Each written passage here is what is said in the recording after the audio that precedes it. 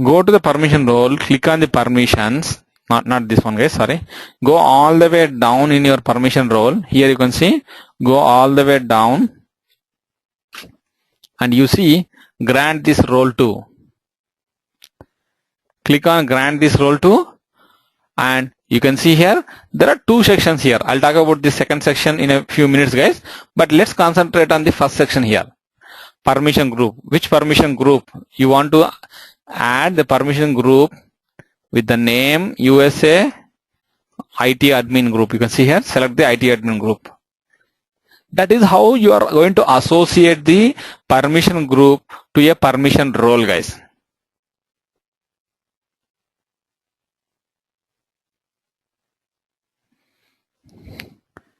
And click on done. Not sure motion, I don't know like why it is, but I'm going a little bit slow and at least I'm repeating that right. So you can see here right now, earlier you don't see this permission group under the permission role, but the moment you added the permission group to the permission role, right, you are able to see a new entry. Like that, you can go ahead and add how many number of permission group that you want to assign to this permission role. Yes, you can do that guys. You can see here, simply select that permission group and click on the done guys. You can see all the permission group entries are going to be appended here. So which means that people are there in this permission group and you are assigning this group to the permission role, which means that the things that you have captured in this permission role are going to be granted to the people that you captured in the permission group. That's the relationship. You have a permission role and here you can see here you have a permission group, and under the permission group you have the people. So that is how you are going to grant the access to the employees guys, or your administrators. You can see, and then click on save changes. So with this thing, right now you can see here, with this thing you will be able to see, say if you are going to categorize under IT administrator, things that has been captured under IT administrator, those things you will be able to access in your SuccessFactors system. Say you are a system administrator, the things that has been captured under the system administrator, right, under the system administrator permission role, yes, you will be able to see those things only. And you can see you have a lot of granularity with respect to these permissions guys. When compared to your administrative domains, you have a lot flexibility with respect to your permission groups and permission roles. You can see, let's say if your employee data, what kind of data that you are allowed to see. Let's say if you are not allowed to see any data, click on unselect all the checkboxes. That's it. You will not be able to see any of the employee data. So you have the control at the field level, but whereas this is lagging in your administrative domain security framework guys. And say right now I have added myself as the system administrator role, right? So I was there in the system administrator. System administrator got a permission group of, one second guys, let me check whether it is added or not.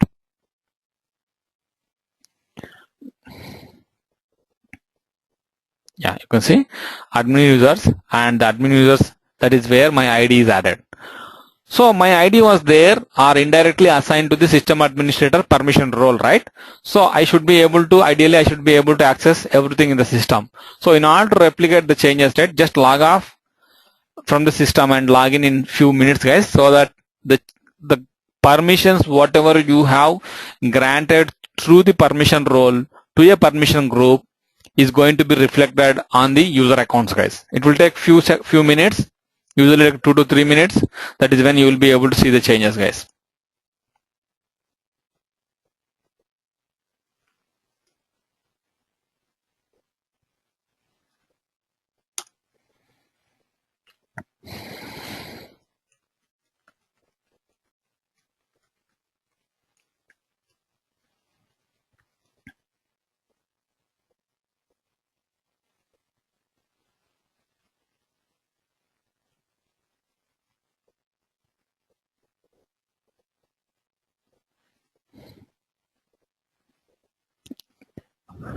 Go to your admin tools.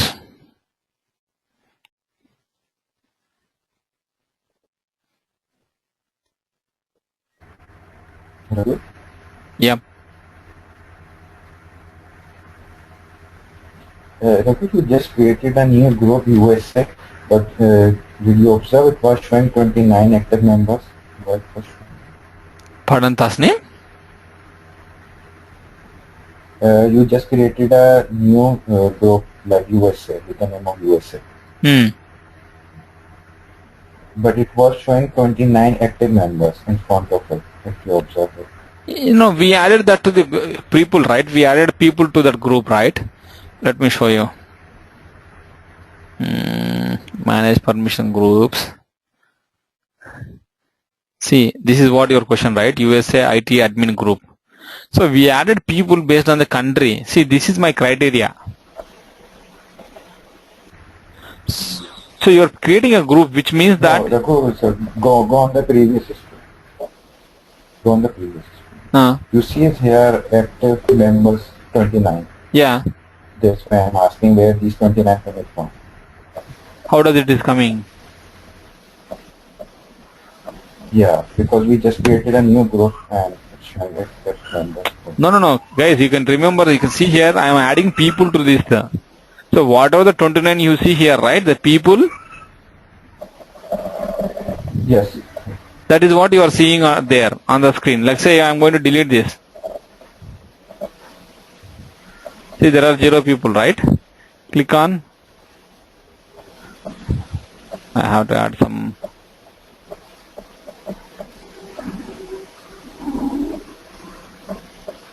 Let's say I am going to add only one user ID. It is equal to say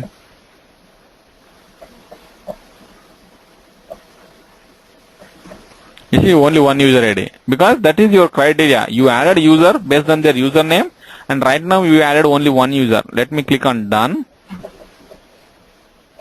and you see there is only one user, because your users in this permission group, how many number of users were there? There is only one user.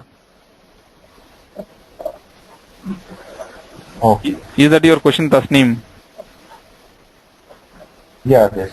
Okay, cool. Actually, you assigned the group, and on that group there was 29 members. Data is shown 29. Yeah. So because I have selected a criteria, right? That is the reason like it is showing as 29. With my criteria, there are 29 people who are satisfying my criteria. Like say if you go to country.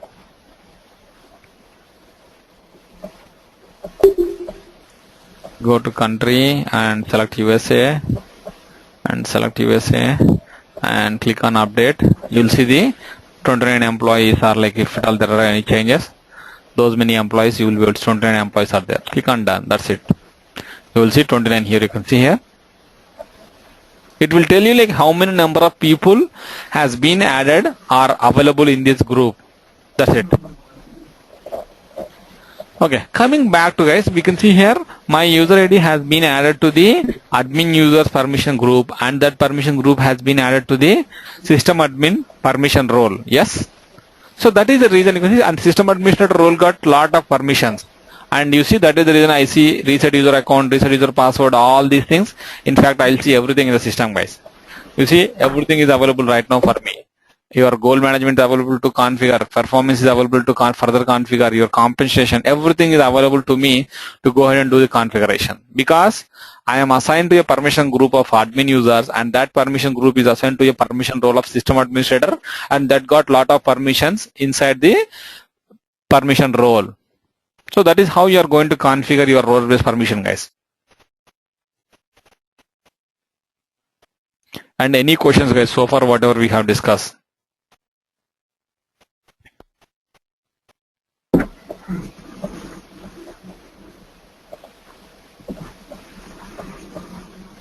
Okay, so if you don't have any questions, right, let me go ahead and deactivate the RVP, and then we'll proceed to the next topic, guys. Hey Raghu. Yeah. Hello. Yeah, Rupesh. Hello, Raghu, can you hear me? Yeah, I'm able to hear you, Rupesh. Yeah, if we want to narrow it down for Yeah, if we want to narrow it down further, I mean, is it possible? Like, we are creating a permission group. Whosoever is working in United States of America will fall under this group. But if we want to further narrow it down, like the person who is working in United States with some specific department. I want some people from some specific department to be given to be in that permission group. So can we narrow it down further? Yeah, you have criteria, right? Let me show you. 1 second, guys. Go to your permission groups.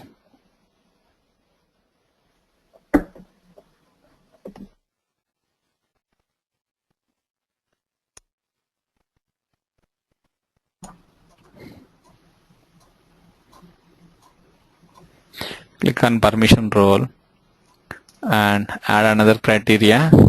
Let's say this is going to be division.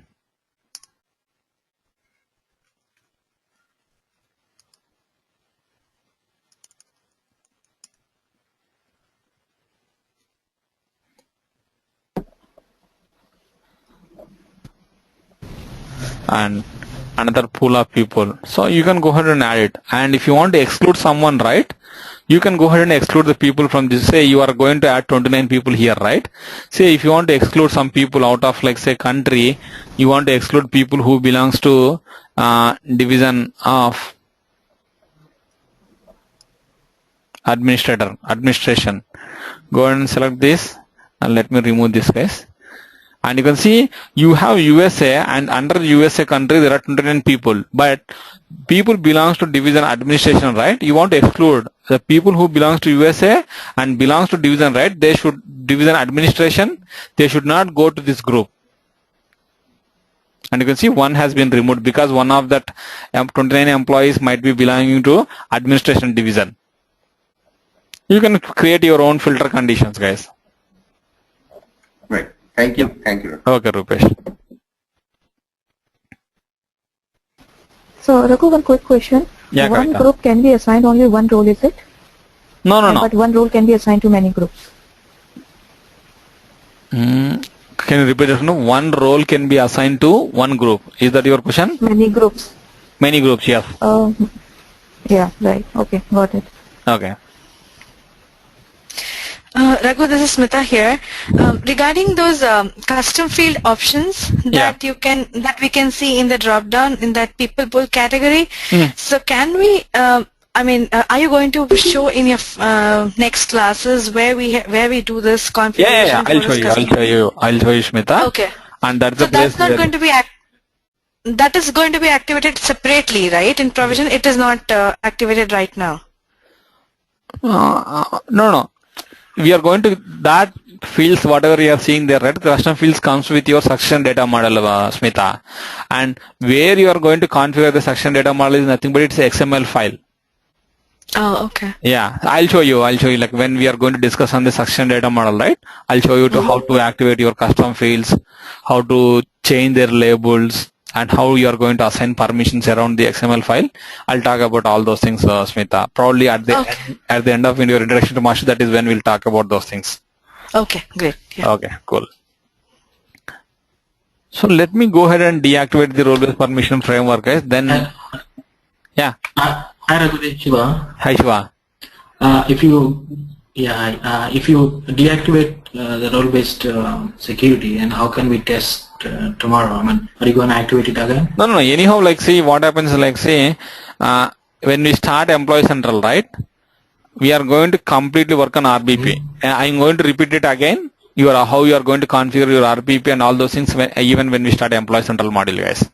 So don't worry about this. Yes, at this moment you will not be able to work on the RBP because I'm going to deactivate that. But otherwise, say if you are going to work on any weekend, right, just let me know. Probably if you want to work on RBP on this weekend, right, I'll activate the RBP on Friday night. You can work on Saturday, Sunday on RBP, and later we'll deactivate the RBP and we'll work with the administrative domain privileges, guys. It's up to you.